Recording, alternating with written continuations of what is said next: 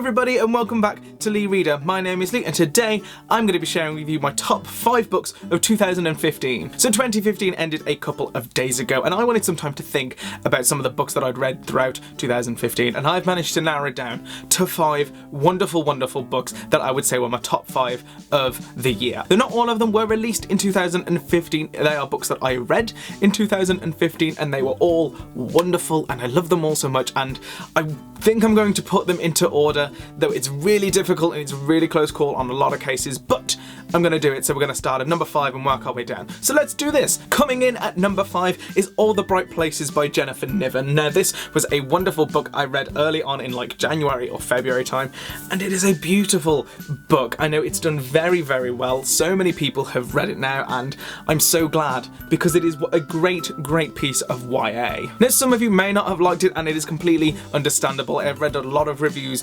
a lot of them differing opinions as well, but I personally loved the book. I really enjoyed the characters, I really enjoyed the story, and it broke my heart a little, but it's supposed to, and it's great, and I just really enjoyed reading it. It just made me, I don't know, I just enjoyed reading it, and I think that's important. So Violet is mourning the death of her sister, and she's going through a bit of a tough time, but then she meets Finch, and Finch is a boy who also has considered taking his own life at some point, and it is about their relationship, it is about their friendship, and it is just great. That I love their go back and forth. It is just wonderful, and if you haven't read it, I seriously recommend you go and check this out as soon as you can, because it's brilliant. Coming in at number 4 is The Rest of Us Just Live Here by Patrick Ness. Now I put a review up of this book and said how wonderful it was, and it is still wonderful and it is still brilliant. It is easily one of my favourites of this year. It is a fantastic read. If you haven't read it yet, seriously don't waste any more time, go and check it out.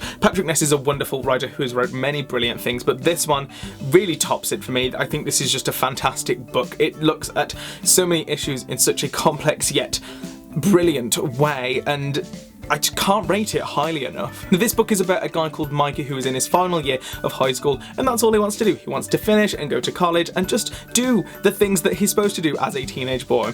But that's being prevented from the other people who live in his town. You see, Mikey lives in a town where a lot of supernatural things happen, but they don't happen to him or his friends. And that can be a little frustrating at times when things are going on around you and you're just trying to get stuff done. The book as a whole is just wonderful. It's just a great story. It's got great characters. It's a brilliant read, and again, it just made me feel wonderful inside, and I highly recommend you go and check it out immediately. Coming in at number 3 is Ready Player One by Ernest Cline. Now I know this book didn't come out this year, but I've only read it for the first time this year, and my god, is it a brilliant book. I have been raving about how good this book is to pretty much everyone that I know and everyone that I work with, and it was the people who I work with who recommended it to me, and it's just fantastic. It is such a brilliant read. So the book follows a guy called Wade Watts who goes to school in the Oasis, which is a virtual reality game which has taken over the world. It's where people go to work, it's where people play.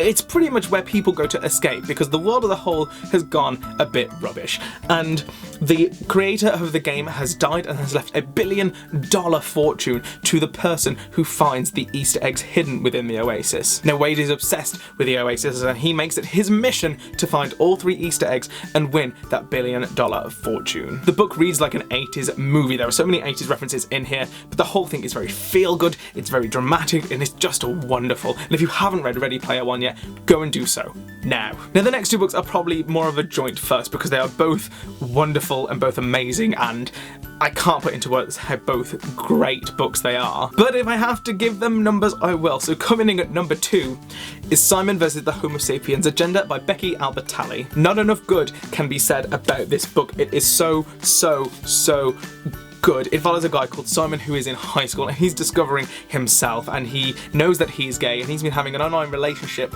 with a guy called Blue who is a student at the same school as Simon, and is about their relationship and about the struggles they have as gay teenagers at high school. I so wish this book was written when I was a teenager because it summed up so much of how I felt when I was at school going through the same things, and not enough good can be said about this book because it is just wonderful. Becky Albertalli has created a world that is so diverse and so beautiful, and Simon is so realistic and he's so well thought out, and he's just a brilliant all-rounded character who has his flaws, as every character should, but the whole thing following his story is just fantastic. Even if you don't believe the words I am saying, in the new print of Simon vs. the Homo Sapiens Agenda, I have a mini review being published inside the books because that's how much I love it.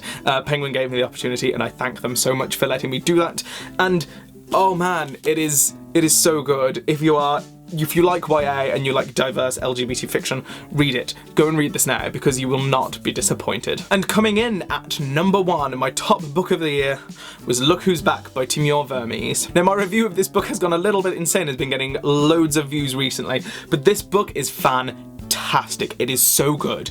I cannot rate it highly enough. It is so wonderful. So the premise of the book is about Adolf Hitler, who wakes up in 2011 and he's in our world and he's like, what is going on?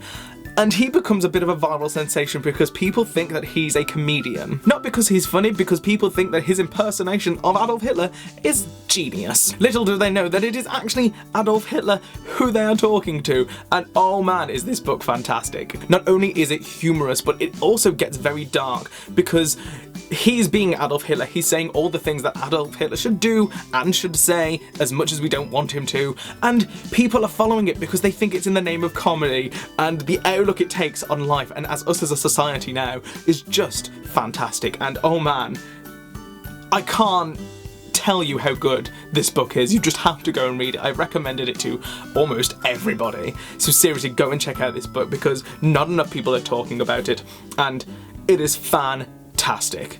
Seriously. So that's it. Those are my top 5 books of 2015. Let me know if you've read any of them and your thoughts on them. If you did or didn't like them, I'd like to know. Let me know your top 5 picks if you have any. What were your favourite reads of 2015? Let me know, and maybe recommend me some books as well to read this year that maybe I missed last year. And that's the end of this video. I hope you guys are well. I hope you all had fantastic weekends, and I hope your 2016s are going just as wonderfully. And I'll see you on Friday with a brand new video.